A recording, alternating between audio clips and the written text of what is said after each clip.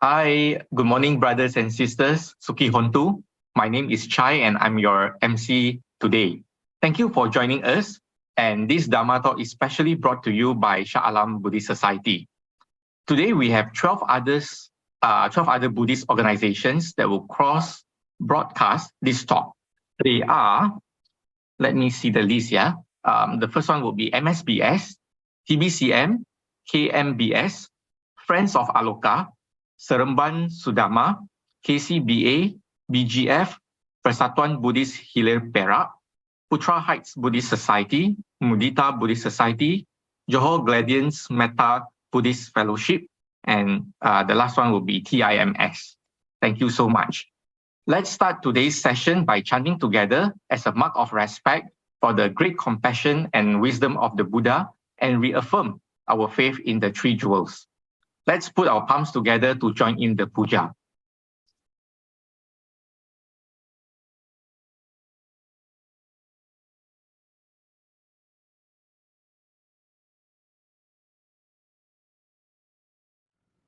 Sadhu, sadhu, sadhu. Namo tasse bhagavato arahato samma sambuddhasse. Namo tasse bhagavato arahato samma sambuddhasse. Namo tasse bhagavato arahato samma sambuddhasse. Buddhang saranang gacchami, Dhammang saranang gacchami, Sanghang saranang gacchami. Dutiyampi buddhang saranang gacchami, Dutiyampi dhammang saranang gacchami, Dutiyampi sanghang saranang gacchami, Tatiyampi buddhang saranang gacchami, Tatiyampi dhammang saranang gacchami, Tatiyampi sanghang saranang gacchami. Panatipata veramani sikkapadang samadhiyami. Adinnādāna veramani sikkapadang samadhiyami. Kāmesu miccācārā veramani sikkapadang samadhiyami. Musāvādā veramani sikkapadang samadhiyami. Surameraya majjapama dattana veramani sikkapadang samadhiyami. Itipiso bhagavā arahang sammā sambuddho viññācarene sampanno sugato lokavidu anuttaro purisa dhammasārati sattā deva manusānaṁ buddho bhagavāti. Svākkāto bhagavata dhammo sandintiko akāliko ehi passiko opanayiko paccattam veditammo viññūhīti.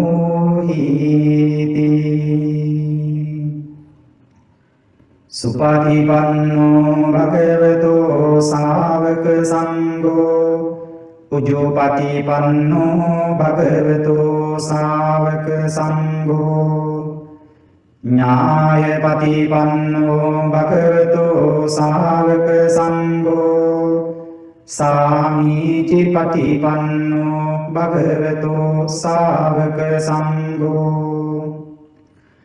යතිරං චන්තාරි පුරිස යුගානි අට්ඨ පුරිස පුංගලා ඒස භගවතෝ සාවක සංඝෝ ආහුනේයෝ පාහුනේයෝ දක්ඛිනේයෝ අංජලි කරණීයෝ අනුන්තරං පුඤ්ඤං කෙන්තං ලෝකස්සාති සාදු සාදු සාදු.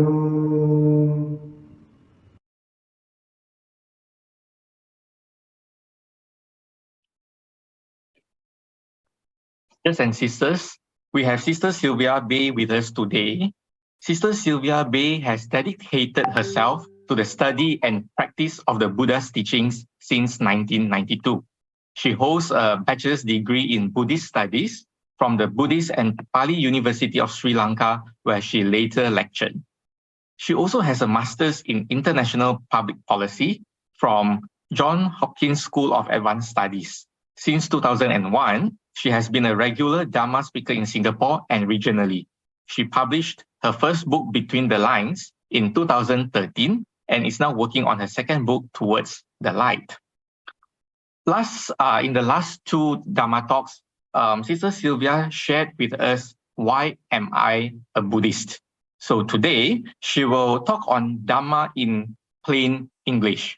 We tend to complicate things. We often tie ourselves up in knots over relationships, work matters, and even daily decisions on what to wear, where to go, and so on.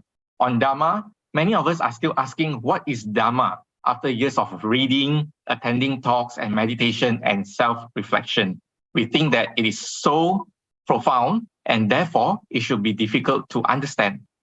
Dhamma is indeed profound, but it is not as complicated and not that difficult to understand. So we have Sister Sylvia today, and which she hopes that by speaking plainly and relating Dhamma to daily existence, we can better connect with its meaning and give us much needed boost to our faith and spur to our practice. Sister Sylvia, thank you so much. It's always good to have you with us. Over to you, please. Thank you.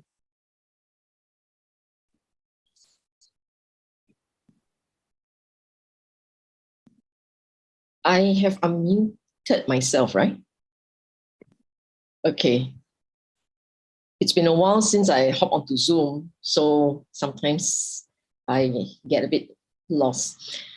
Okay, first I'm going to share my screen. Okay.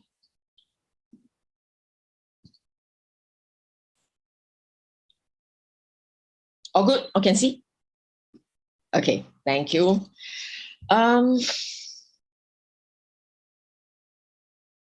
If you've been following my talks these days, you will notice that I started labeling my talk as something in plain English.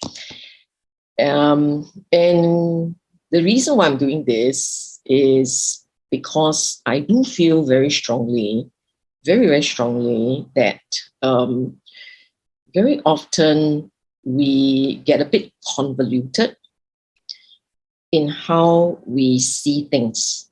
And that perception that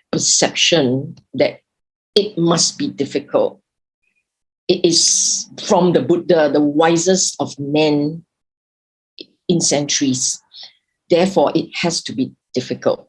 That perception is wrong. It is wrong. And we do know that in ancient time, people who learned directly from the Buddha sat there and they understood. Quite like, one class, and then they understood. And in many cases, people enter stream and make it, the realization becoming more profound, deeper, more advanced. In just very short time after their encounter with the Buddha. Some people will say that, oh, that's because they had the blessings, they had the karma to be trained by the Buddha himself, therefore they could understand. Actually, not. I mean, that it's a important consideration, but it is not simply because it's Buddha. Buddha had ever said before that if you see the Dhamma, you see the Buddha. If you see Buddha, you see the Dhamma. The notion here, for him to characterize it like that, actually means that he believed totally that if you have the Dhamma, you should be able to realize in the same way as if you were with the Buddha. That's the idea. So the Dhamma that he left behind has that power, all the necessary ingredients for enlightenment. You don't need the life Buddha. By just using Dhamma, it can be done. And it's not that complicated. A lot of us, our problem is our perception. We perceive that it has to be complicated, and therefore we cannot understand. Therefore, we need help, etc., etc., etc. So having said that in context, I will now start the class. Okay, so this is about Dhamma, right? Then let me ask you all, if you can, perhaps you can put it down in the chat. What are some of the key Dhamma concepts that you know? Okay, I'm just wait a moment. I can't see the chat, so someone has to, maybe the organizers or somebody can start reading out the concepts. Because I'm in a SharePoint, I'm in the share zone. I can't actually check the chat. Can someone, is anybody listing something? Hello? Yes, Sister Sylvia. We haven't received any answers yet. Oh, this is so sad. Okay. Oh, okay, it's coming. Yeah. Good. Let's reverse. Let's see. Yeah.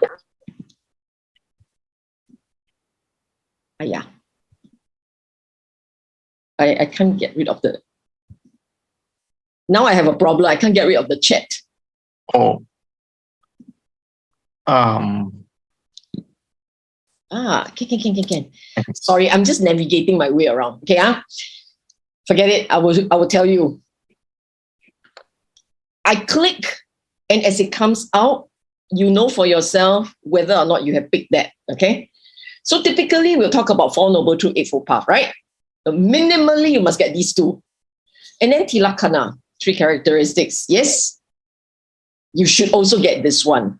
Then comes the complicated ones. What other Dhamma concepts are there? Okay, in your mind, you better have some. Let's see. Yes. Depending on the origination. Enlightenment, liberation, nibbana, karma, and rebirth. There are 7 factors of enlightenment. I'm going to pause here. Now, simple question. Any more?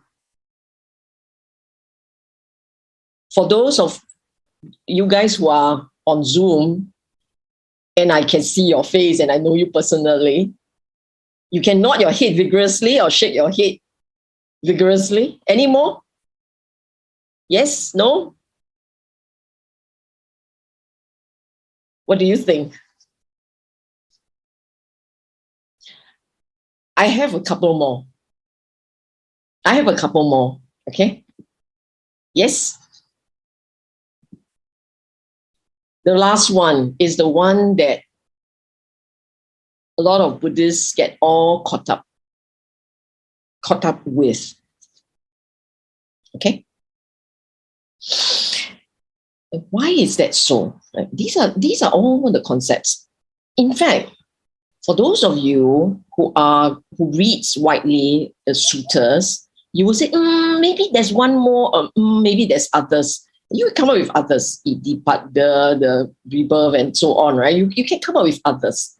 But these are the key ones. In fact, 1 to 6, concept 1 to 6 must come out like this.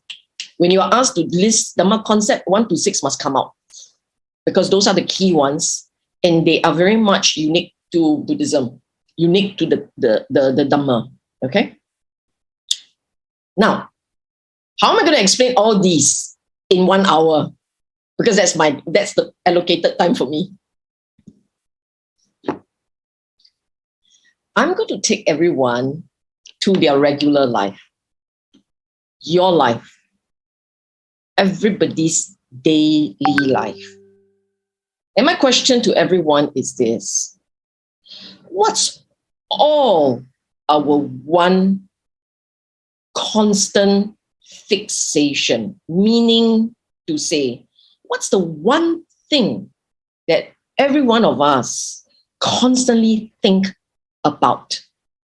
And someone will say, oh, we think about different things. Agree. But underpinning all the many different things that we think about, there is one common theme.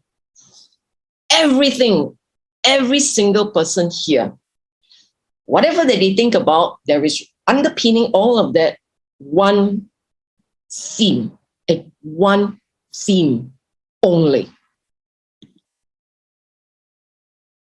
I use the word gratification. So some of you will protest. No, I don't think about gratification. But you do think about happiness. You do think about, I don't want trouble. I want a simple, quiet, happy life. Some of you may say, no, I want a stimulating life. I want all the excitement in the world, whatever.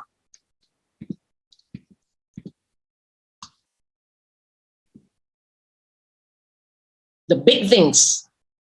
Every single person will have big things. The strategic one, the big ones. The love, the marriage, career, my dreams, my hope, my future, etc., etc., etc. The big ones. And you will also have the small ones, the tactical ones. What to eat, where to go, who to meet, who to sit with. Do I sit here? Do I sit there? All those small, tiny, minute, gazillion choices you make in an hour. The big one is the one that haunts your day, that plagues your day and haunts your night. These are the big ones. And in all of these that you think about, it has to do with what brings me more pleasant sensations. And which do I avoid because it gives me some dis-ease, some grief. Agree? This is our one constant concern. In other words, this 8 vicissitudes of life sums up all the things that we care about. This part, it's not rocket science. This is something we all deal with all the time, constantly. This is not rocket science, okay? Now, what does it mean? People pass, of time pass, people who are coming this way, us included, spend entire life and lives revolving around these. That's why I say insatiable desires and the most nuance of preferences. Whole life chasing. Don't even realize that this is our fixation. I asked a question. Okay, this is Zoom, so I cannot hold people account to answer. But I'm pretty sure if I'm on site, right, there will be people who say, what's our fixation? I'm same as you, meh? We are all very similar. All of us just seek happiness. We seek to avoid problems. It's automatic. The content of that happiness and the content of that agitation, fear, pain, that content, the substance may be a little different person to person, but the overall theme is the same.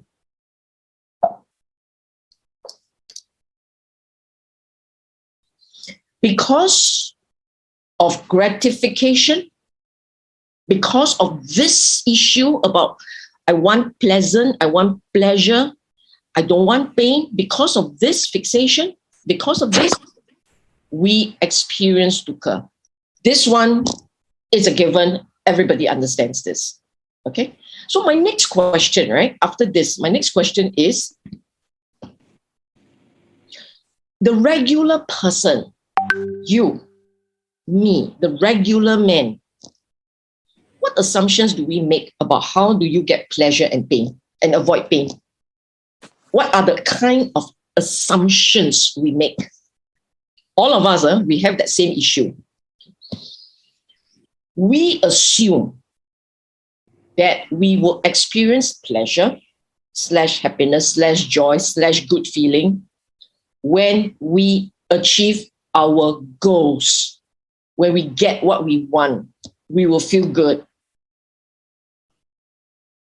Then,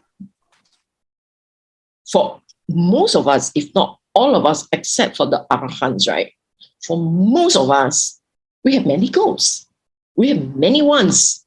Because every time you get something, you achieve something, you feel good.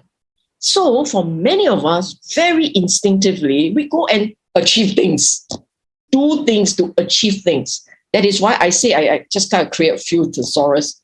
We want to think about living the legacy. We think about, first thing is we accumulate. We have so many things we want, so we accumulate. We create the 100 things you must do before you die. So that's called bucket list. We have a lot of these things.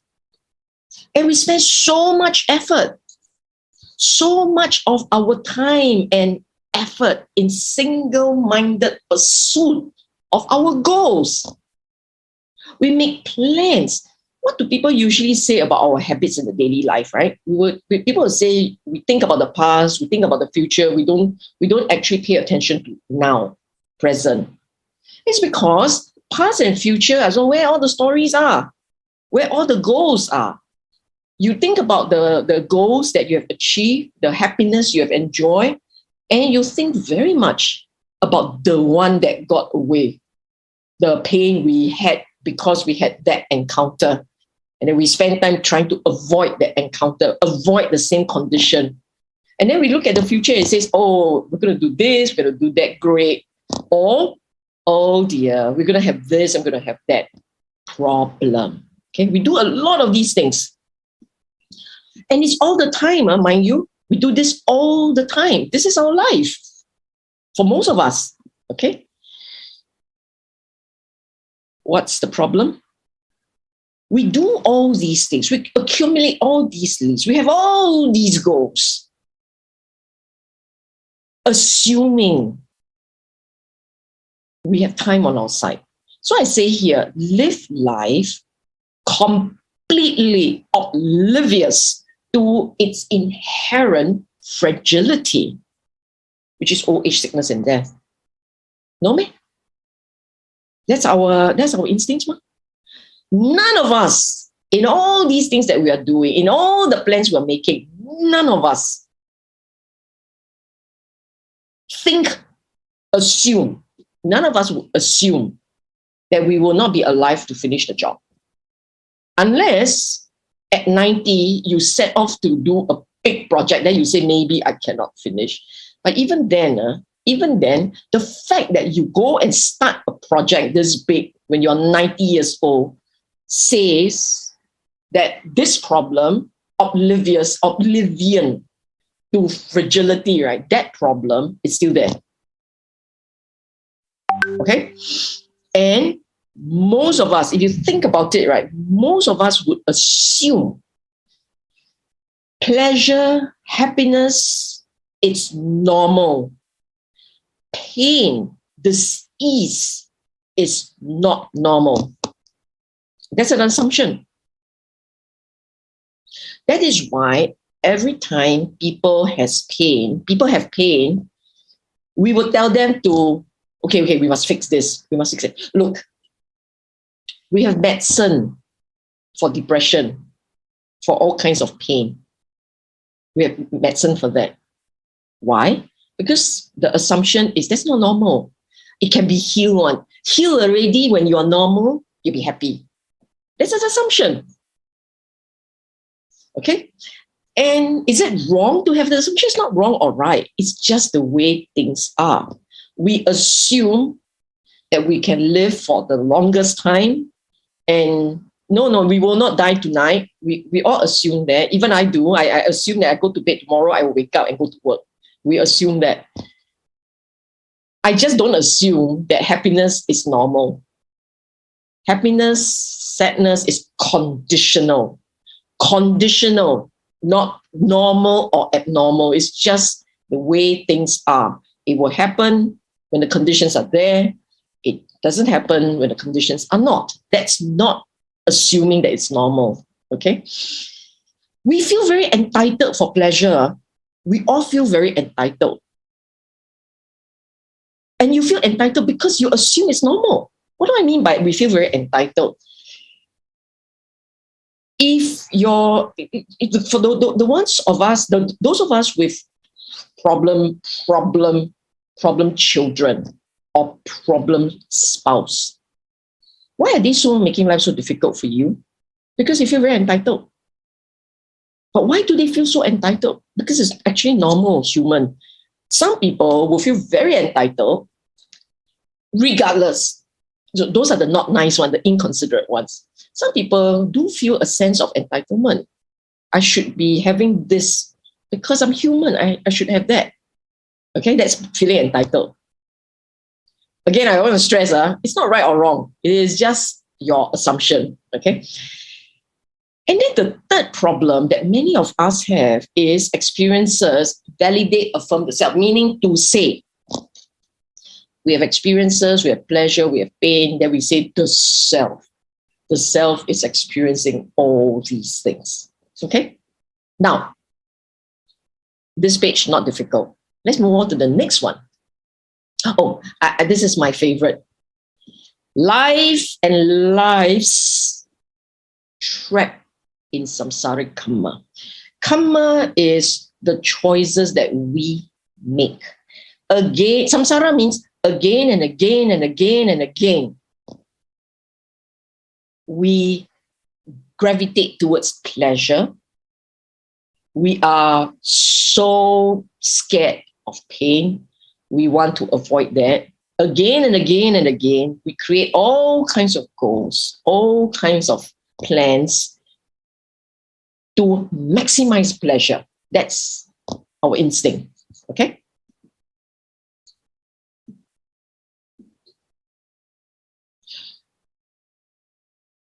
This assumption that we hold is ignorance. So that's why the Buddha said, for those of you who are familiar with paticca samuppada, dependent origination, in dependent origination, it starts with avidya paccaya sankara. Avidya, ignorance, is the condition for the arising of construction. Sankara. Okay? Ignorance.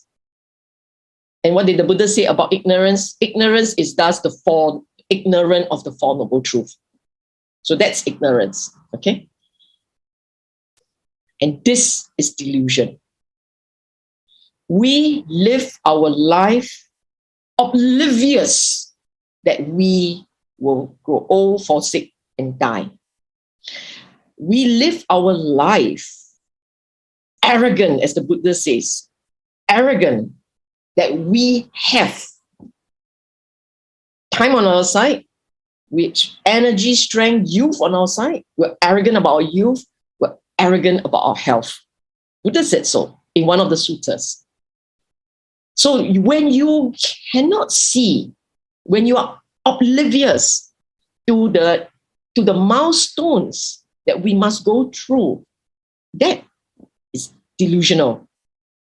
Delusional because we assume times, health, youth, all on our side. Life is on our side. We assume pain is abnormal. Happiness is normal. When the Buddha says, if you are aware of impermanence, you will see dukkha. It's a connection that we don't see. So it's another delusion. And all these conditional arising, we don't see. We see only us. All these experiences tells me there is a me, there's an I. All fake. Delusion means what is not real, you see as real. What is real, you don't see it. That's a delusion. Okay? The third normal thing, a human daily life, because of how you see pleasure, because of this sense of entitlement and all, so you can now see, right? We are blinded by delusion, hindered, blinded by delusion, and we're caught up in craving. This is a given. By now, if you have been following this very closely, you can see the argument. Because you're blinded by delusion, because you are caught up in this relentless craving, then what happens? What happens in your daily life, the tactical daily life? How do you react to people? How do you react to conditions? So the Buddha says, okay, maybe the Buddha didn't say it like this. I'm saying it like this. Because your mind is caught up with, I must get this, I must get that, I must take the goal, I must achieve these things, then I'll feel happy. I achieve these things, I will feel happy. Because your mind thinks like that, then half the time we're going round and round. It's unhealthy, problematic, even harmful ruminations. The mind going round and round and round, thinking, chasing, one thing. We have rumination about having more, buying more, accumulating, getting more, and enjoying the pleasure. We don't get what we want. We have aggravations. We have regrets. When do we worry? We worry when we want something and we fear we cannot get it. That's where we get worried. Someone gets what you want, you get jealous. And resentful. So this kind of mental states can be very common for some. The more wants you have, the more desires you have, the more on your bucket list, the more items on your bucket list, the higher the possibility and the likelihood that you will experience these problems. If you are content, easygoing, you don't have many desires, your bucket list is a healthy list of one maybe, then you wouldn't have this problem. You wouldn't have this problem about thinking and aggravating and being jealous and so on and so forth. Okay? The other downstream problem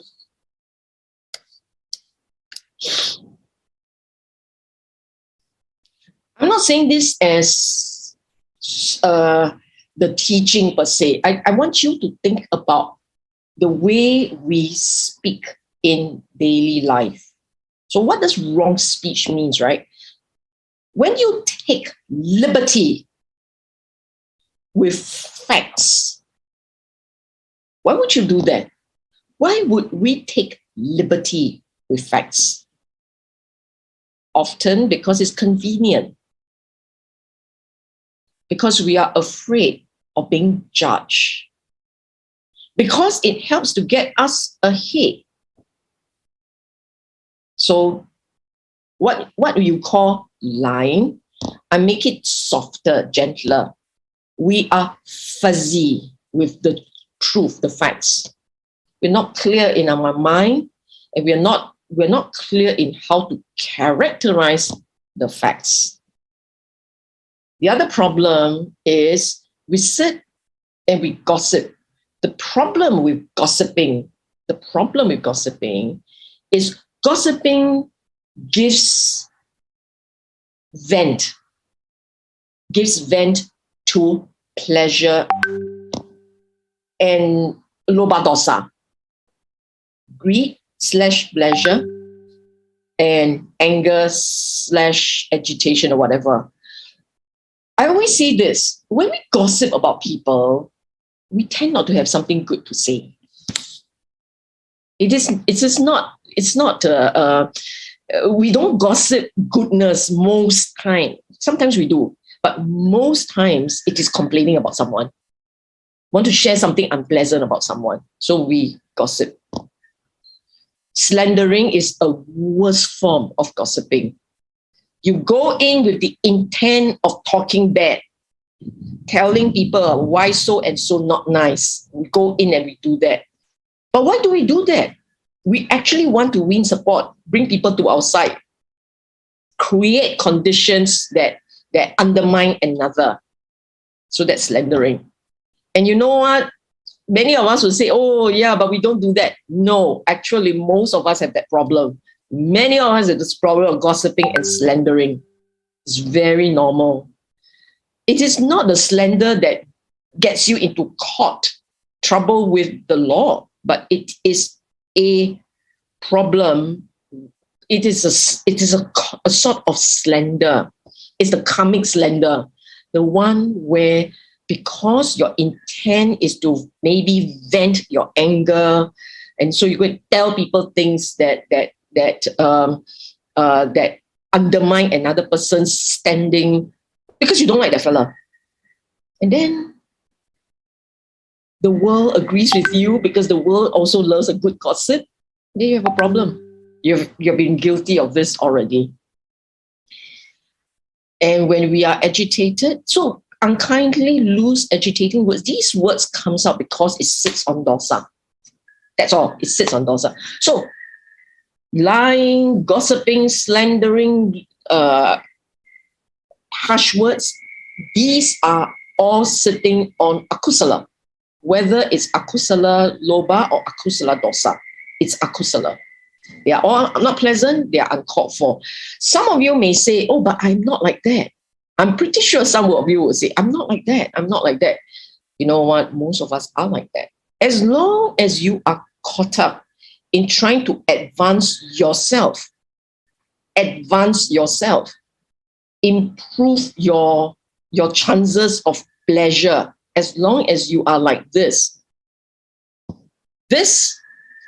and this possible.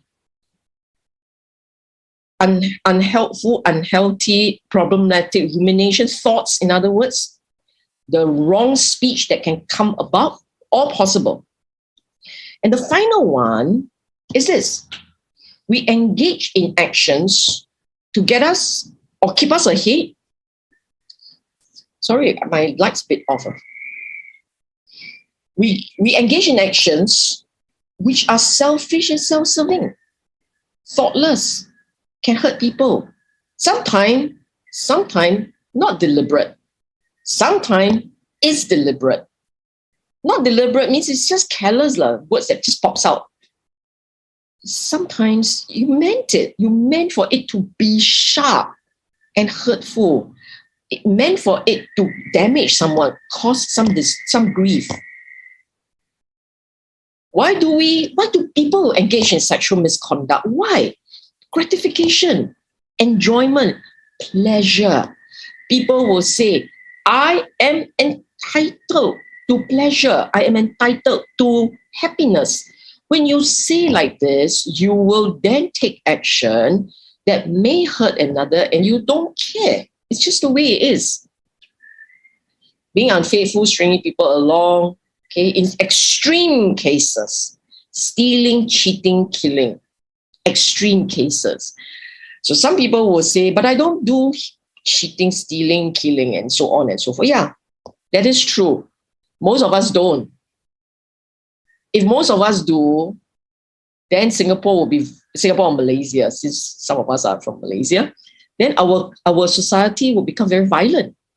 But when society is not violent, and when things are, if in your mind you feel that the world out there, the law will protect you, if you feel that the law will protect you, that there is places you can go to seek redress, because you believe that way, then you will not take things into your own hands and achieve your goal. You will work within the parameters of social norms and the law. But when you feel that things are not fair and they are, and you cannot seek redress from the law, you will take things into your own hand. And this is when the killing will start. That's why in society where law, order, stability, security have broken down, violence shoots up many timefold.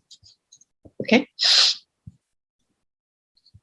Now, after many 40 minutes of going on and on about your life, about our life, when is the Dhamma starting now? You know, everything that I have said thus far is Dhamma. Dhamma is when the Buddha explains the nature of our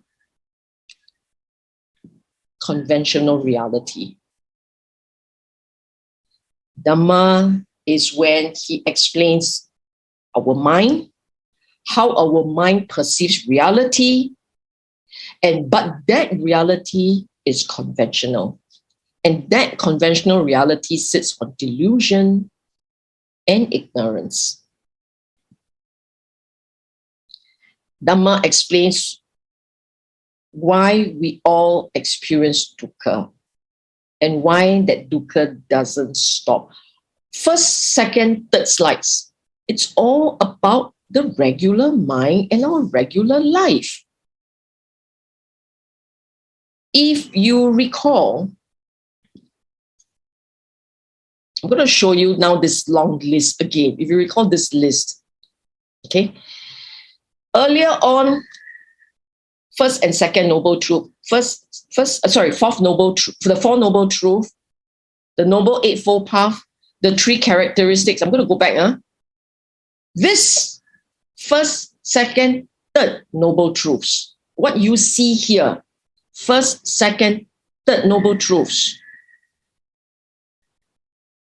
What you see here is also tilakkhana, three characteristics. Live life oblivious to its inherent fragility. It's our ignorance of anicca. Holding assumptions that pleasure, it's normal. It's dukkha as opposed to sukha, and anatta, which I'm not going to explain too much today. Now, so Dhamma is Buddha explaining the nature of our regular mind. That's why he also talks about conventional reality. What is conventional reality? All those three things that I talk about. Dhamma is also truth, the truth of how the world, the mind really works. So when we talk about the five aggregates and the six sense bases, the five grasping aggregates and the six sense bases, how we perceive reality, it boils down to no more than five aggregates and six sense bases. So that's why the concepts also come about here. If we were to have to explain a little bit more here, details can come in a different talk, but I'll just do something very quick here. What is the world? When we talk about the world, what is the world? The world is no more than what you experience through the eyes and seeing, the ear and hearing, the nose with its smell, the tongue with its taste, the skin tactile, the touch, and finally the mind, the brain, the mind processing all these data. The brain processing the data. There is no reality beyond this sixth sense basis. But in this sixth sense basis, embedded in the sixth sense basis, are your aggregates. Are the aggregates. And the aggregates, feeling, form, feeling, perception, thought, volitional thought formation, and consciousness. It's just the sixth sense basis. That's it. So the Buddha, in all the Dhamma teachings, all of the Dhamma teachings, everyone will talk about the Noble Eightfold Path, the Four Noble Truths, the three characteristics, 5 aggregates, 6 aggregates. They are all embedded in trying to explain that your reality, our regular life reality, is faulty, distorted. And all these experiences in life, what does it mean by dependent origination? They are conditionally a reason, meaning to say something must happen, then the next happens. So I have eyes that works. My eyes land on an object. I see. When I see, I recognize. I recognize what? I recognize my feeling associated with that object. If I remember pleasure, I want it. If I recall displeasure or pain or unpleasantness, I don't want it. That's dependent origination. And your entire life is just that. Then you may ask, then what's realization? What's nibbana, right? We go into enlightenment and nibbana.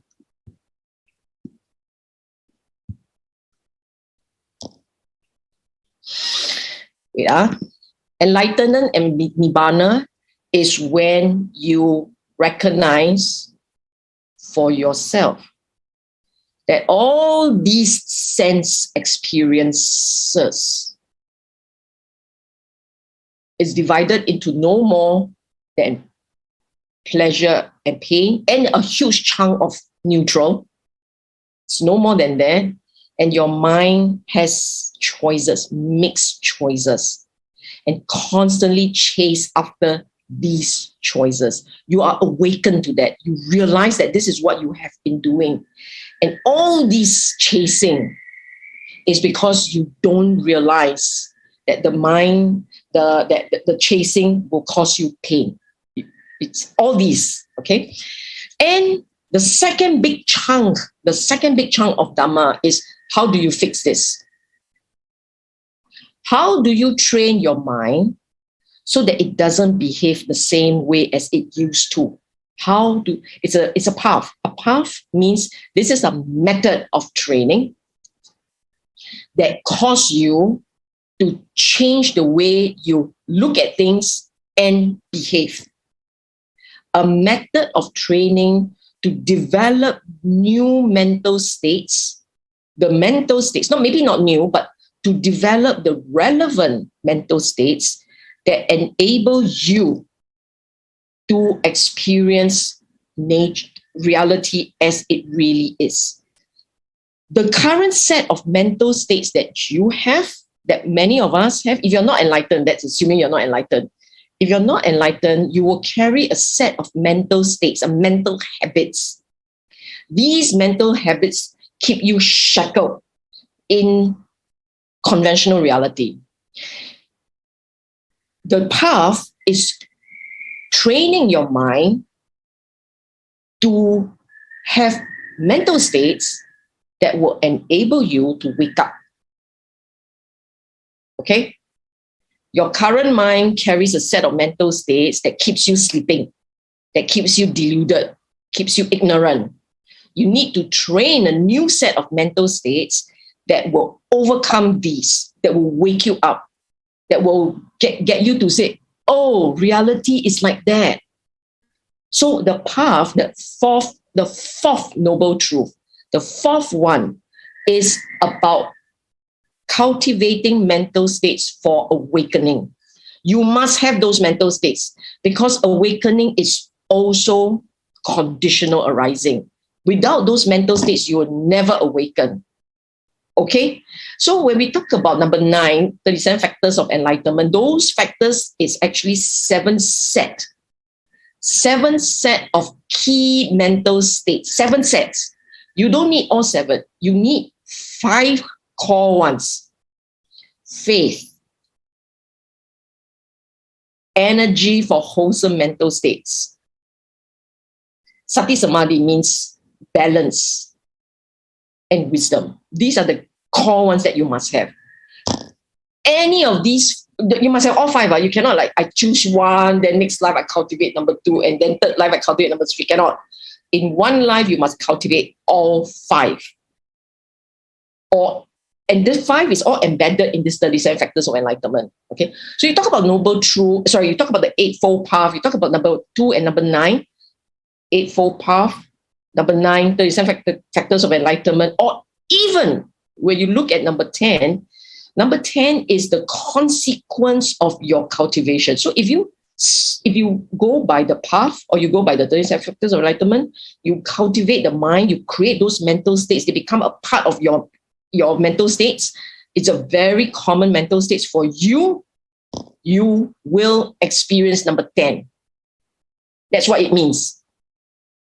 Some people think that, they must cultivate metta, and then that's enlightenment. No. Metta comes on spontaneously. When you have those necessary enlightenment mental states, then metta is natural, compassion is natural, mudita, altruistic joy is natural, equanimity is natural. It becomes natural. So if I were to put it differently, the way that we have a set of mental states caused by how we perceive life and our goals, how we chase after pleasure. Because of that, we behave in a certain way. When we behave in a certain way, we will end up with dukkha and so on and so forth. So this is your conventional reality. The Buddha says, okay, now you must understand your conventional reality is wrong. You must understand that. And this is the ultimate reality. So he tells you the ultimate reality is experienced when you begin to see impermanent suffering, anatta, substancelessness. You begin to see all these things. But in order to be able to do this, you need to cultivate these sets of mental states. So the path, the Buddha in the Eightfold Path, the 4th Noble Truth, the Eightfold Path, or the 37 factors of enlightenment, these are mental states you must cultivate, you must have. You don't have, you will never see the Dhamma. You have, you will see the Dhamma. That's what it is. You do not start Dhamma on the head by saying, I only need to understand conceptually. Conceptually, I understand it's enlightenment. No. You must cultivate those mental states. Then you will be awakened to the Dhamma. When you are awakened to the Dhamma, you will experience Brahma Vihara. That's how it works. For many of us, we focus on go and read, go and learn, go and understand, go and hear. So you focus on conceptually understanding the terms. Conceptual understanding does not awaken you, will not. You don't have the mental states, you will not be awakened. Okay? Then the last one, jhana. These things about jhana. Jhana is the mind going still. So samadhi, going still. The mind cannot go still when you don't have wholesomeness. If wholesomeness, restraint, contentment, letting be, acceptance, when those mental states are not part of your natural daily life, it's not part of it, jhana is very hard to happen Jhana is also conditionally a reason. Jhana is conditionally a reason. So for those of you who try very hard to meditate, but you say that it cannot be done, it's very hard, my mind is all over the place. I'm telling you, your mind has too much craving, too much wanting, too much duty, too many of those things, too many chasing around daily life desires. When you chase and you chase and you run, there is no giving up, no contentment, no settling down. When there's no settling down, no jhana. That's why it doesn't work. Okay? I think I'm done here. I will leave it to the organizer to ask questions.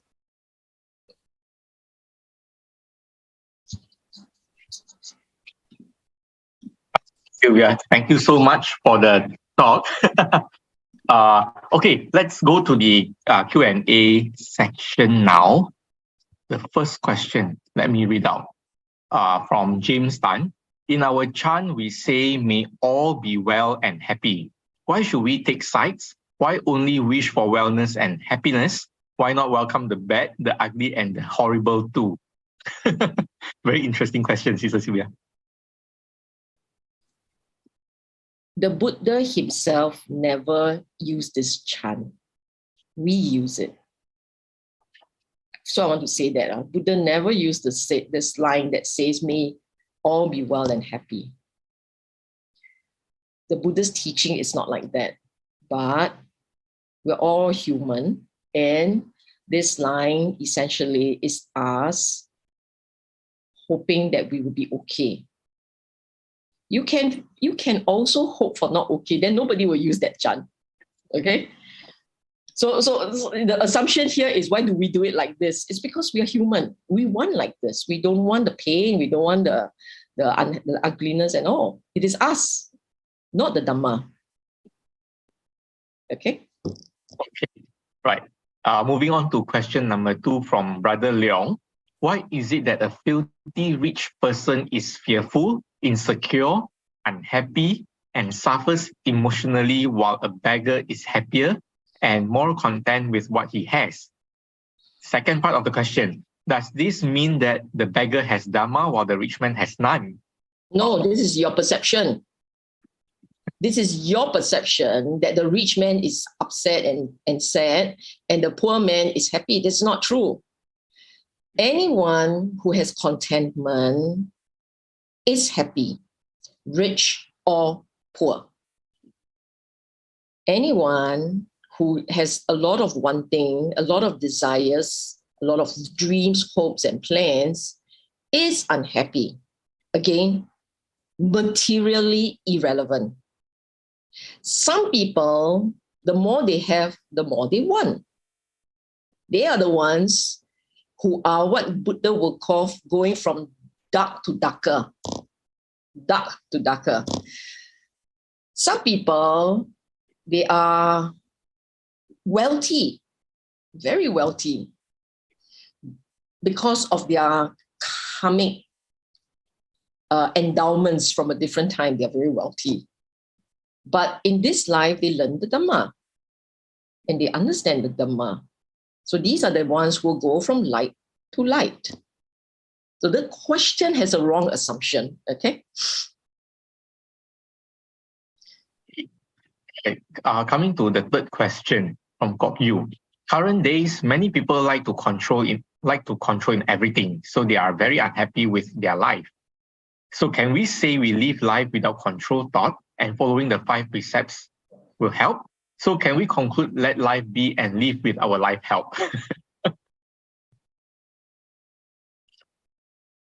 I'm reading the question myself, Yeah, so this right. it's a more complicated one. Your first assumption, your first premise is correct. Indeed, it is true that people like to control. This is very true. Very insightful observation. The part that is wrong is you say current days. Through time, through space and time, across millennium, people want control in their life. That is why human emotions containing in the range of human emotions, you have worry and agitation and fear and so on and so forth. This is normal. Okay. Okay. As long as you want control. Now, so this notion of control, right? I have to explain it a little. Control actually means you want to shape your environment.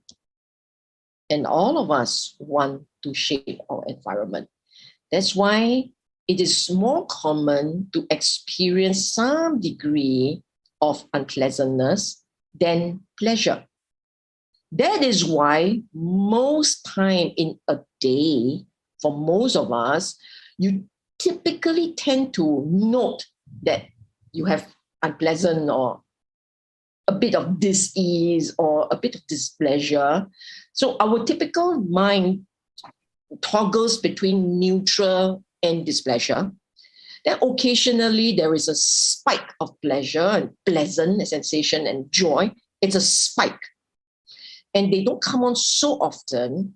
For most of us, it doesn't come on so often. That is why we tend to remember all those spikes of pleasure, and we forget all the neutral. I once conducted a class. It's a secular class, and I asked people in that class, so what do you think in your 16 hours, your 16 waking hours, more, let's parcel it out in terms of percentages, pleasant, neutral, unpleasant. What's the percentage? All the time, every class, almost everyone, almost probably 100%, right? People reply was, oh, I think neutral and the neutral versus strong emotion is 50-50, about that lah. Then in terms of the strong emotion, also about a third is unpleasant, and then 2/3 is pleasant. Okay, usually people will say like that. Then I ask them, in the last 1 hour, did you feel strong, pleasant? Then they went, no. Last 2 hours, did you feel strong, pleasant? Then they went, no, not really. Last 3 hours, okay, when was the last time you feel pleasant? And then they were like, actually the whole day they cannot cite one. They can only remember all the either unpleasant or neutral. Then I say, then why do you think that your life, 30% is pleasant? When you don't see it. The last hour cannot see, last 2 hours cannot see, last 3 hours cannot see. Why do you say that my life 30% is pleasant? Because the pleasant is a spike. They can remember, they can recall, and then it occupies their mind. Oh, yeah, that happened. That happened. Now, why do people do that? Why are people so oblivious? It's because these are the ones that leave the deeper impression, pleasant and unpleasant, the big ones. And they spend their life just hankering after the pleasant and trying to get away from the unpleasant. And when they do that, they are actually experiencing dis-ease, which they may not know. So this question about people wanting to control everything, right, actually is a reflection of that fear. It's a reflection that they want to hope to experience pleasant. So the people they sit with, they talk to, the kind of things that they do, they hope that in the people they meet, the events that they go through, the hobbies that they pick, etc., where they can choose. They will choose something, person or thing or event. They will choose something that they recall give them pleasure. They will gear that way. They will even want to choose an aircon conditioner, the chair they sit, and so on and so forth. That's control. That's control. Control is not the big one where I tell you what you do, you just do. It's not the big one, it's a small little one. Shaping the environment, shaping the people that you come into encounter with in small ways, like, oh yeah, you eat very loudly, I don't want to eat with you. That kind of small little thing. Can we live life without control thought? Of course you can. Only if you create, you cultivate. Only if you cultivate that any of the sets, any of the one of the 7 sets of the 7 factors of enlightenment. You have to cultivate your habits in accordance with what is given in the teaching, whether you talk about the Eightfold Path, the 7 factors of enlightenment, any of them. In any of this, you cultivate dutifully, consistently, very well. You can live your life without the need to set control. 5 precepts is a very low bar. You should talk about the 10 wholesomeness, the 3 relating to action, the 4 relating to speech, the 3 relating to thought, the opposite of it. No killing, no stealing, no sexual misconduct, no lies, no harsh speech, no slandering, no gossipings. Avoid having thoughts that is avarice means you hanker. You look at what people have, you want. Avoid thoughts that is negative and mean, perhaps, ill will. Avoid the ill will thoughts. And constantly keep yourself in the Dhamma. Dhamma is the only right view. Everything else, wrong view. That's your baseline, not 5 precepts. 5 precepts, not enough. Okay, next question. Right. Before we move on to the next questions, brothers and sisters, if you have any question, please feel free to comment in YouTube or Facebook. Yeah. Okay. Right. Coming to question number 4. What if we follow the training and subsequently stop chasing, stop aspiring, and stop ambition? Is this the full stop that we need to strive for? Please explain the full stop we need to strive for. What does it mean by full stop? Okay, Brother James, if it's possible, please explain a little bit or brief us a little bit on what do you mean by full stop so that we can come back to this question.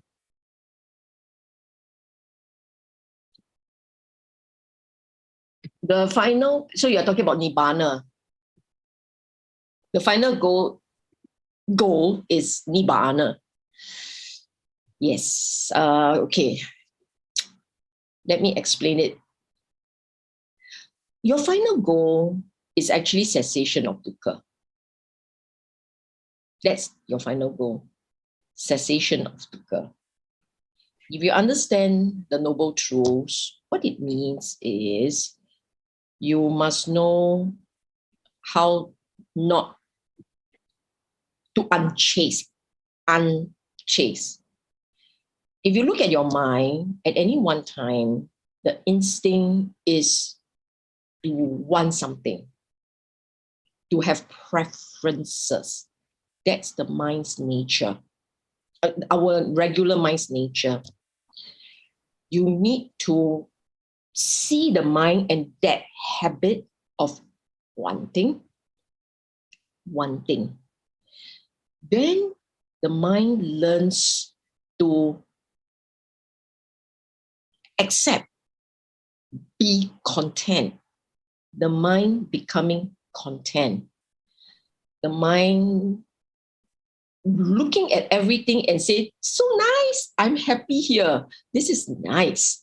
The mind that can do that is a mind that no longer has its preferences. It is a mind that is accepting. When the mind is accepting, the mind experiences cessation of dukkha, meaning the mind does not experience dukkha. Dukkha stops. You look at the word is cessation of dukkha. It means dukkha arises, dukkha ceases. Arises and ceases. Dukkha is also conditional. Dukkha is conditional. Dukkha sits on the way you look at things.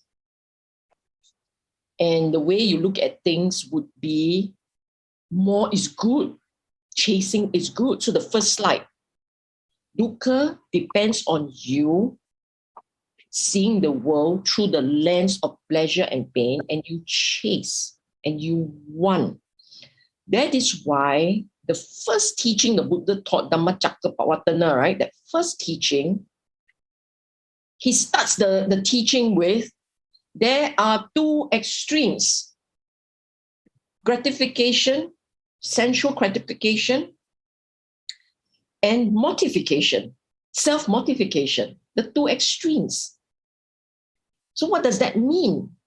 The entire world is dragged by the nose by these two, pain or pleasure. The entire Dhamma starts, the teaching, right, of the century-old teaching, the very first line starts with that. There are two extremes, gratification and pain. So what is this Dhamma about? Understanding why your mind experiences pain. And it's not because, it's because, precisely because you got it wrong. We think that if I get what I want, I'll be happy.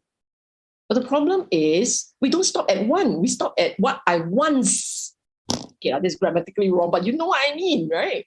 We don't start at what I want or what one want.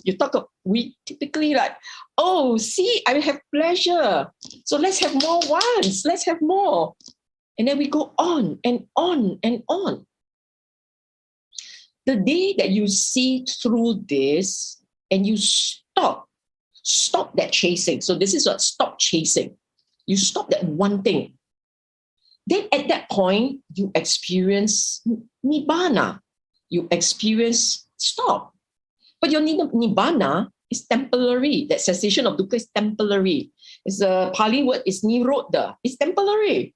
You will start your one again. If your views, your understanding is incomplete, you will always have another one. So dukkha ceases, dukkha start. Dukkha ceases, dukkha start for all of us. You ask me if this is the full stop, assuming that means nirodha nibbana, right? Assuming that, yes, you can completely stop. Then you will experience no more arising of dukkha. And no more arising, no more another birth, if it is completely stopped. Okay? Okay, Sister Sylvia, yeah, just to add on, so for this question, he mentioned the full stop means full stop in conventional lives.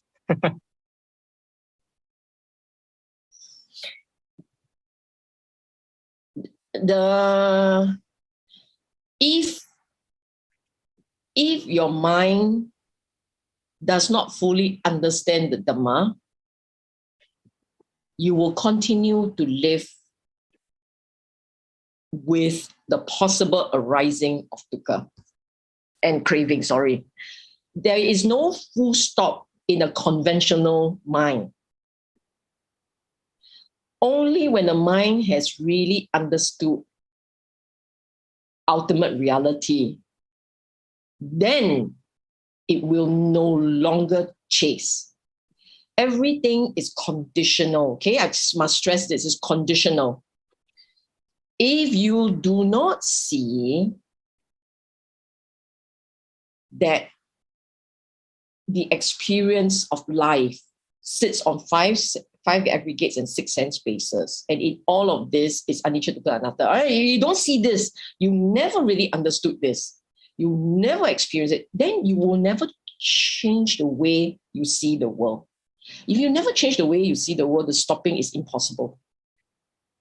Okay? The chasing is, you will never stop chasing. That can happen only when you understood properly. So you see, typically the world knows it as eightfold path, but actually there are two more. It's a tenfold path.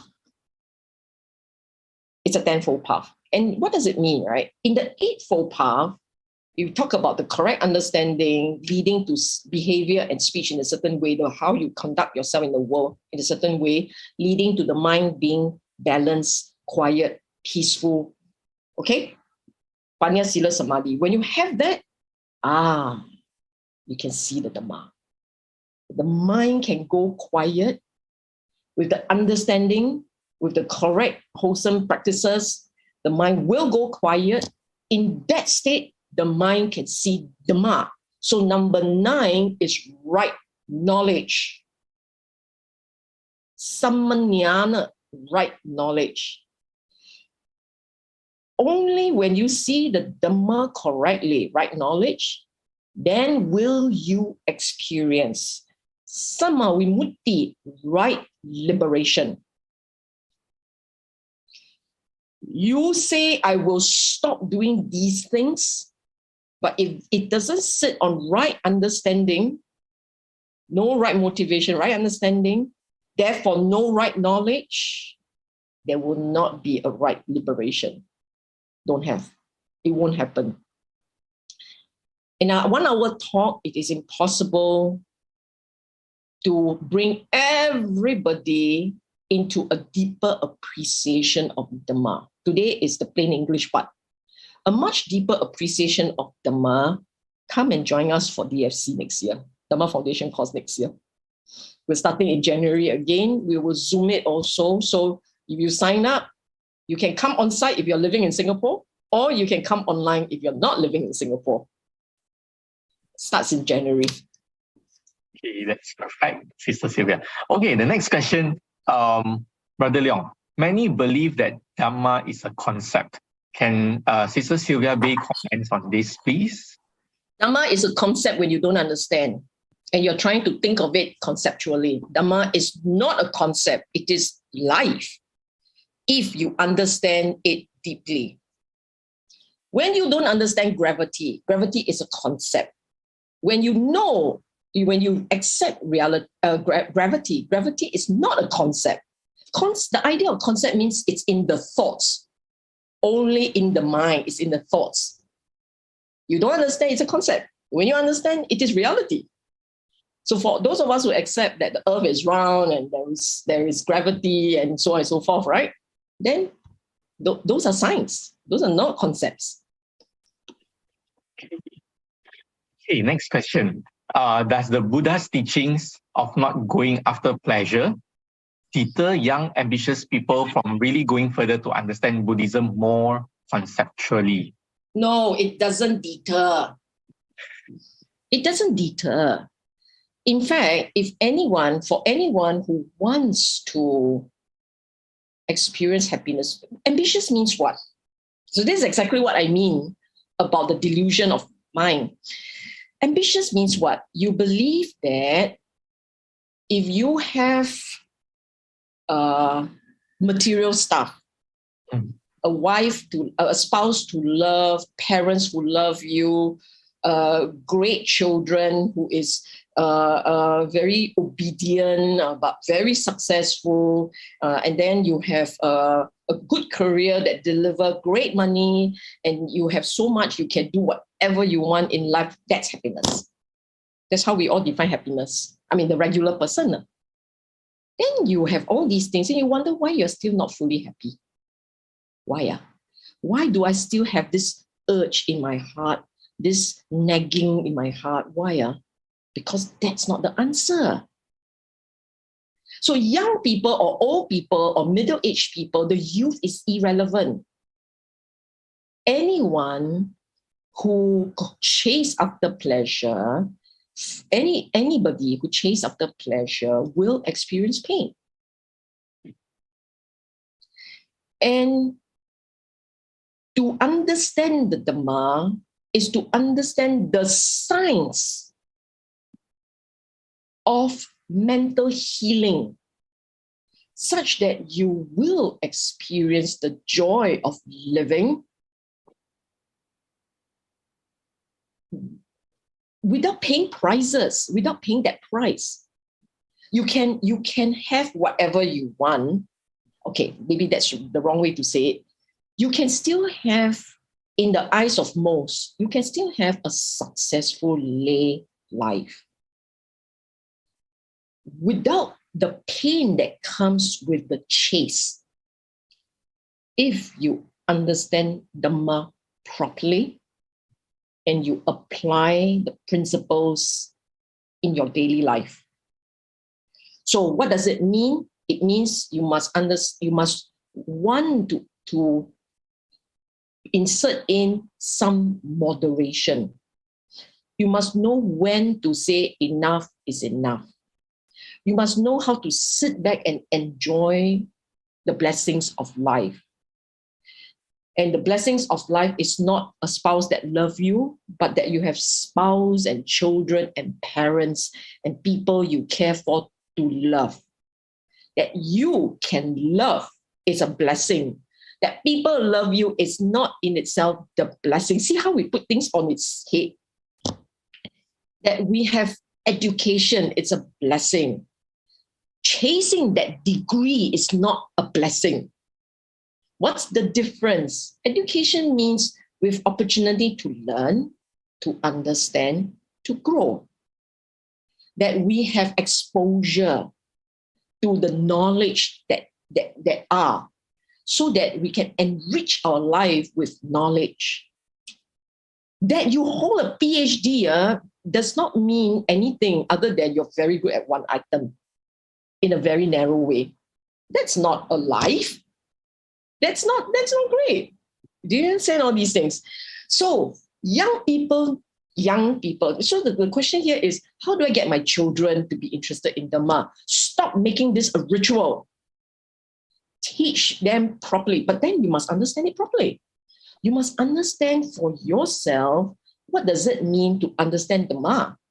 And then you can incorporate in your life, and you must model the teaching.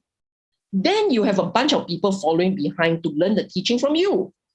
If you only understand it as a concept, worse, you drag them to class, park them there, they sit, they burn their Sunday morning listening to this very boring lecture. They are not going to be Buddhists. They are not going to find pleasure, find joy in Dhamma. You want children to stay with something. In fact, not just children, us. Why do we stay with the teaching? It's because we enjoy this. We feel joy experiencing the teaching. And we will never stray. You don't feel joy. You feel pressure. You feel obligation and duty. And this is so boring. I got to chant in the language I don't understand. And when will this end, right? When you do that, they are going to drift far. It's nothing to do with Dhamma. It's everything to do with our wrong practices. So they leave. Okay? Very interesting, Sister Sylvia. Because quite many, even my friends, and family members, especially the young people, they like to say, I'm just a layman. Dhamma, it's a very simple language, like you said, gratification and other things. It's so simple to understand the word as it is. But when you want to practice it, it's so difficult. They'll just say, I'm just a layman. I'm still young. I would like to chase for this, and this. Chase. Go ahead and chase. But no moderation so that you don't chase and fall off the cliff. Mm-hmm. It's okay to have dreams and goals. But you must always bear in mind that balance. You must also have moderation. You must also know that it's happiness is like a price. So you have credits. Think of it like that. You have credits, and you dump everything on material goals and material successes. Then there's nothing left. No oil left in the tank for balance. That's where the problem will start. I tell you something else, which some of us already know that very clearly. Did you know that modern psychology, psychiatrists and psychologists, you pay money to come and help you heal your mind, right? Those guys are picking ideas of Dhamma, gratitude journal, mindfulness to eradicate stress, learning contentment in the present, walking with no drawn by external conditions and just stay present. What are these? These are taught in Dhamma for centuries. So the modern scientists, the psychologists and psychiatrists, they have figured out what to take from the Dhamma. And they start healing people with that.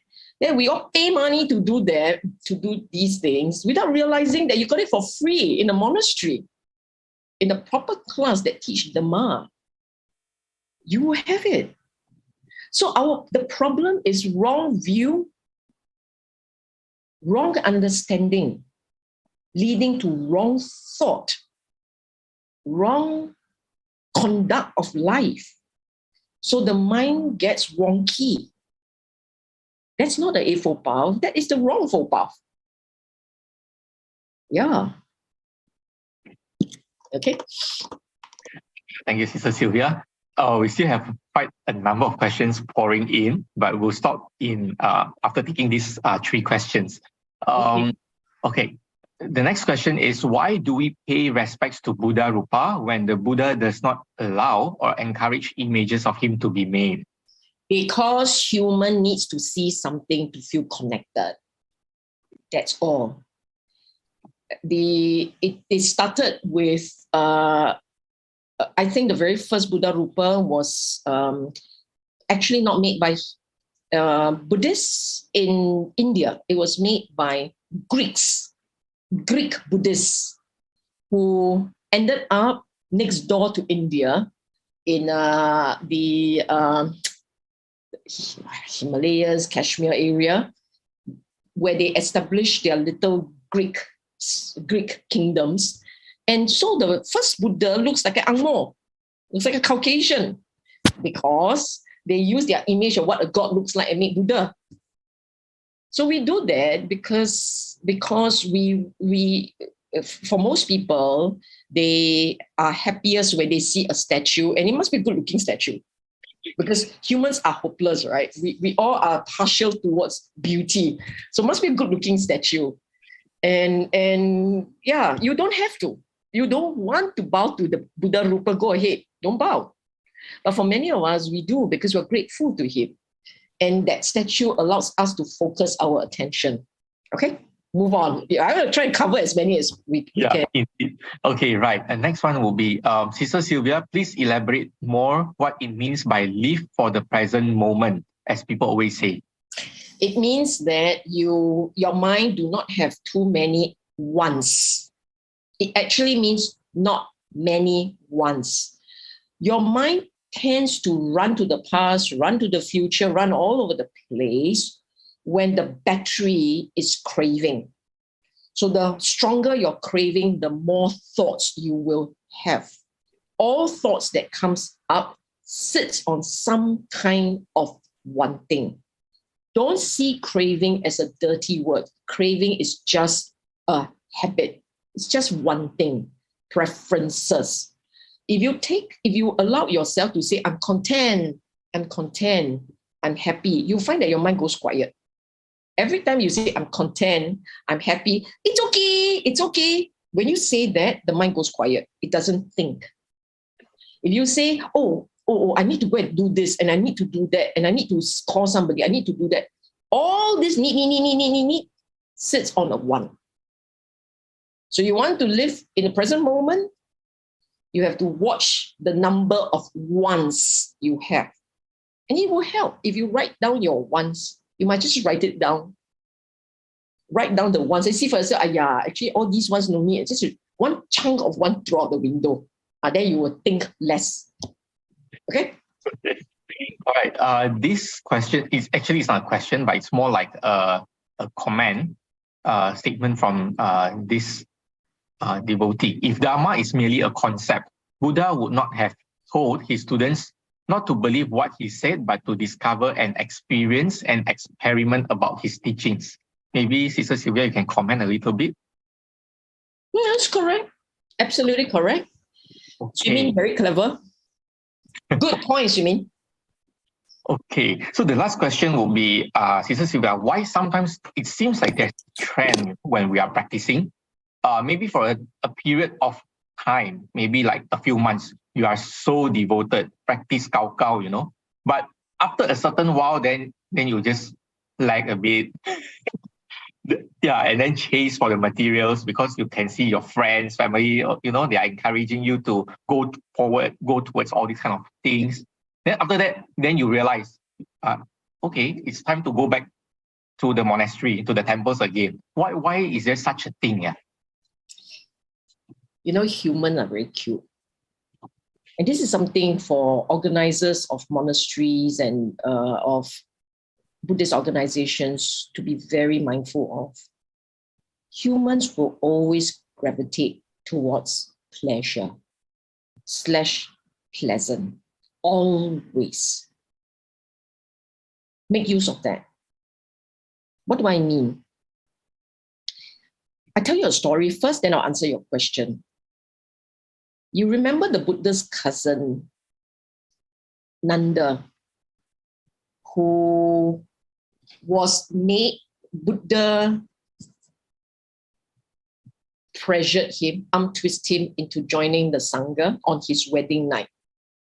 Then the Buddha gave him the bowl and he started walking. And Nanda had no choice but to chase after the Buddha and all the way to the monastery. And then the Buddha says, would you like to ordain? And he had no choice but to say, oh, okay.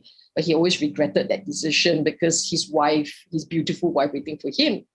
Then the Buddha incentivized him with, you realize for yourself the Dhamma. I will introduce you to all these beautiful heavenly nymphs. Before that, he brought him to heaven and he saw for himself this wonderful, gorgeous looking heavenly nymph.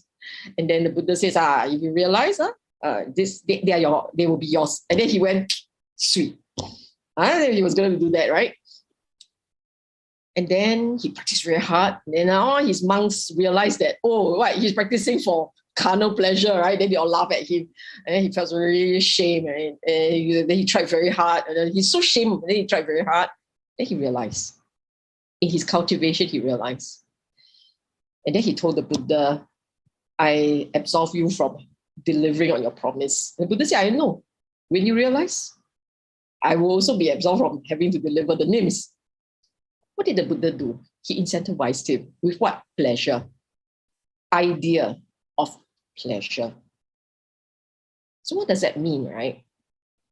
Until you see the Dhamma, you must find other ways to enjoy being in that community.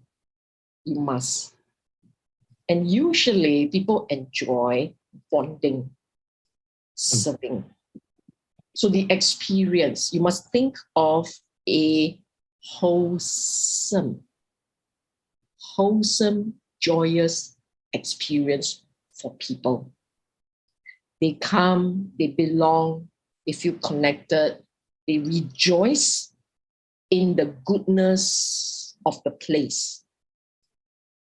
If you find in your group people whose instincts are very negative, you don't want to put them in position of control.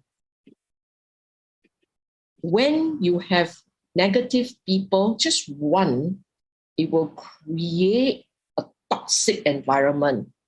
Half the world will disappear. You just remember that. Now, so people come, people have a very fulfilling, joyous experience. Why would they leave?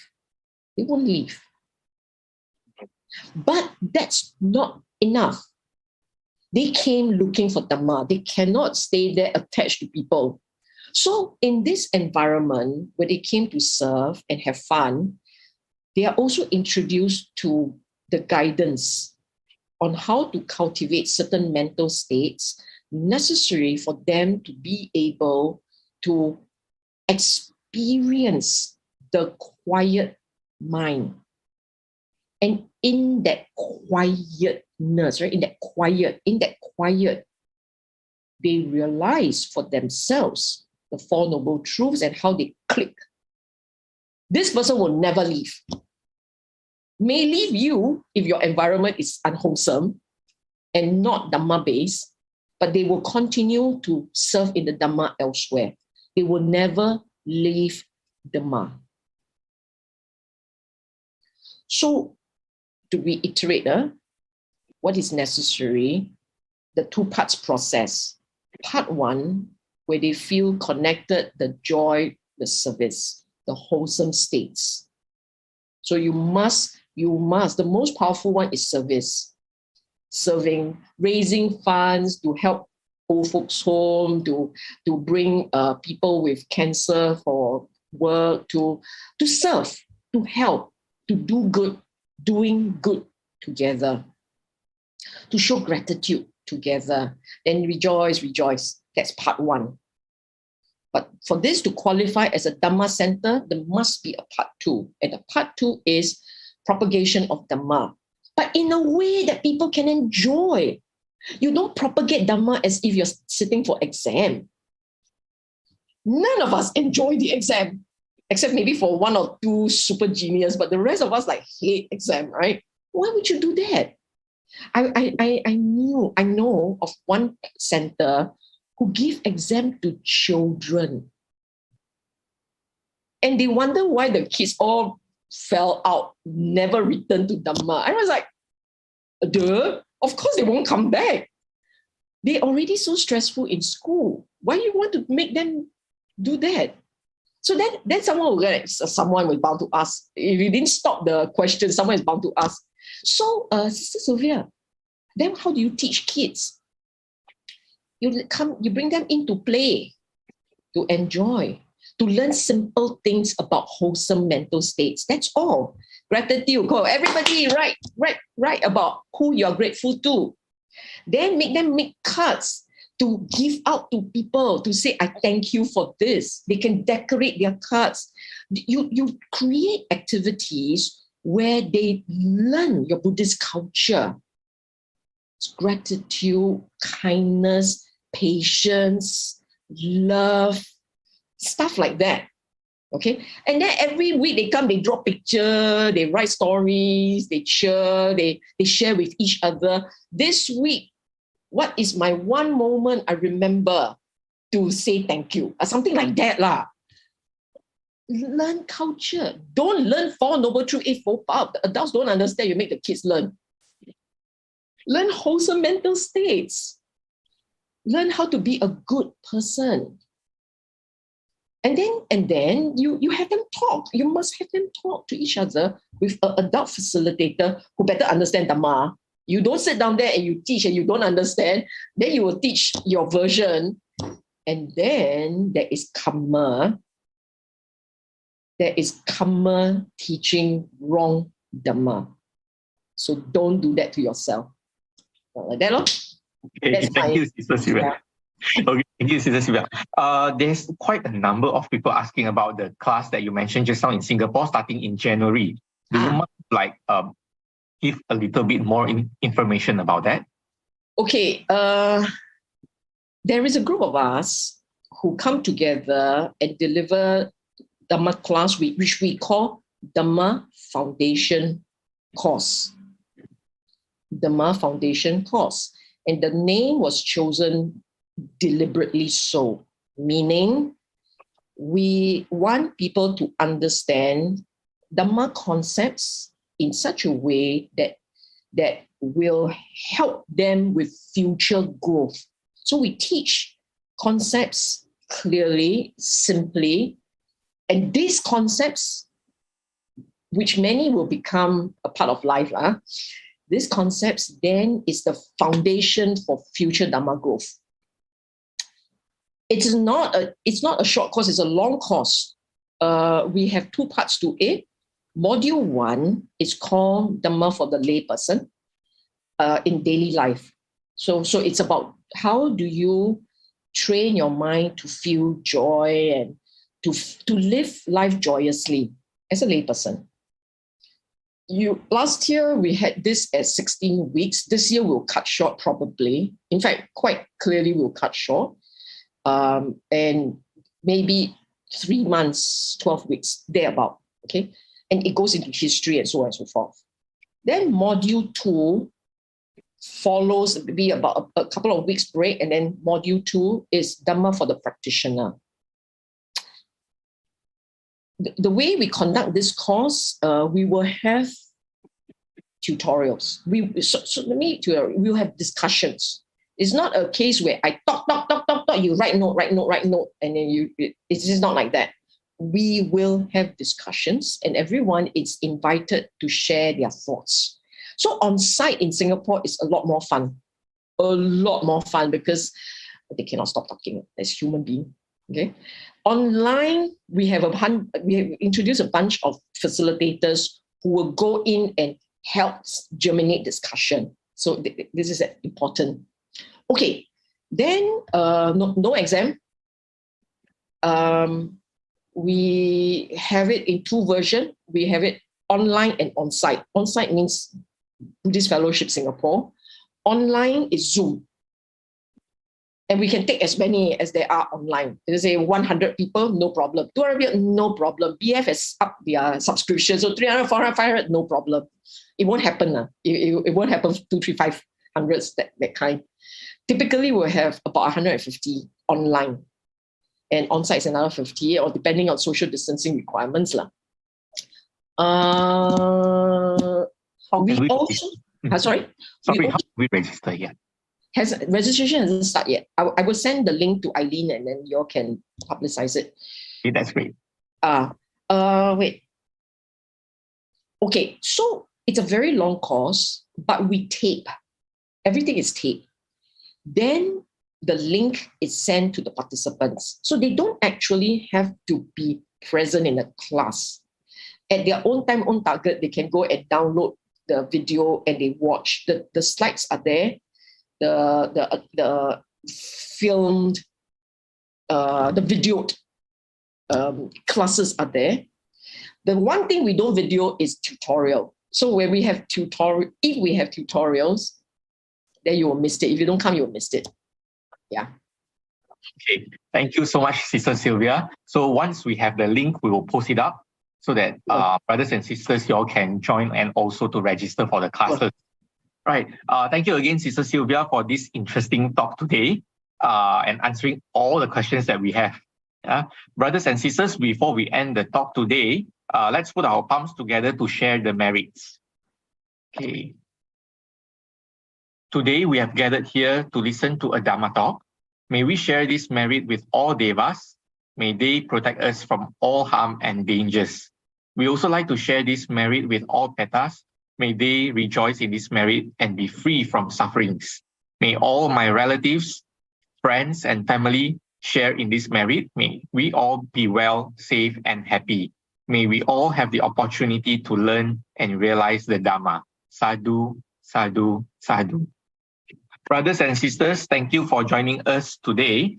As usual, please like and share our Facebook page and YouTube channel. The next upcoming Dhamma talk will be on 16th of October by Dr. Punya Wong on the Two Path. Till then, take care and see you. Sadhu, sadhu, sadhu.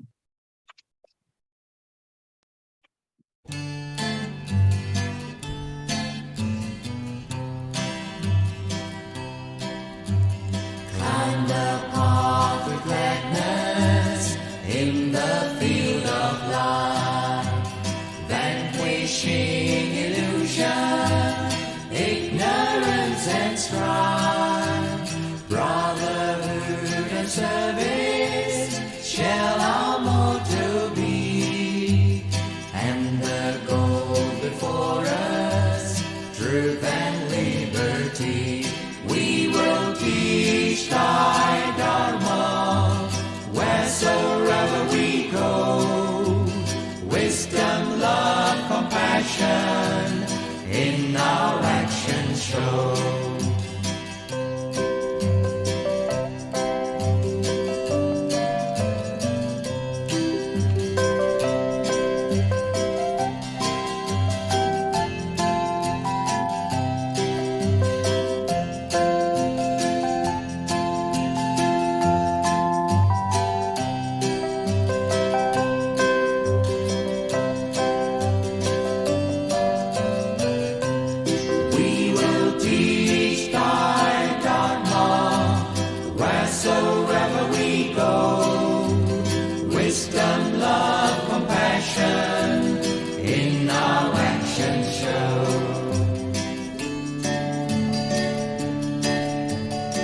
We must stand together, fighting side by side.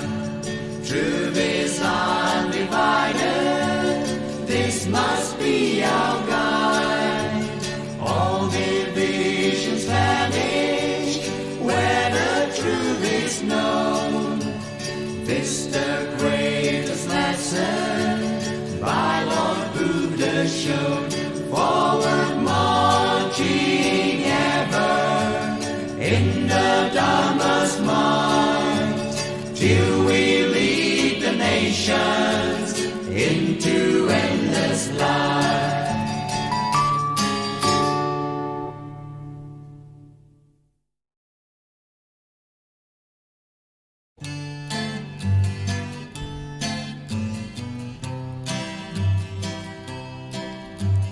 Climb the path with gladness in the field of life, vanquishing illusion, ignorance and strife. Brotherhood and service shall our motto be, and the goal before us, truth and liberty. We will teach thy Dharma wheresoever we go. Wisdom, love, compassion in our actions show.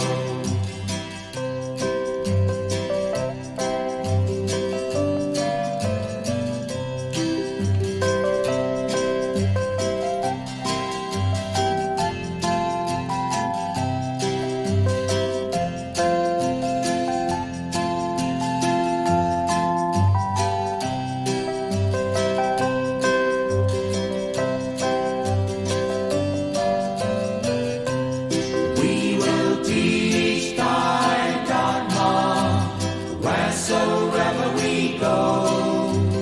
Wisdom, love, compassion in our actions show.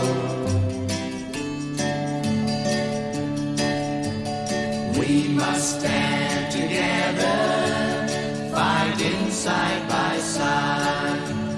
Truth is undivided, this must be our guide. All divisions vanish where the truth is known. This the greatest lesson by Lord Buddha shown. Forward marching ever in the Dhamma's might, till we lead the nations into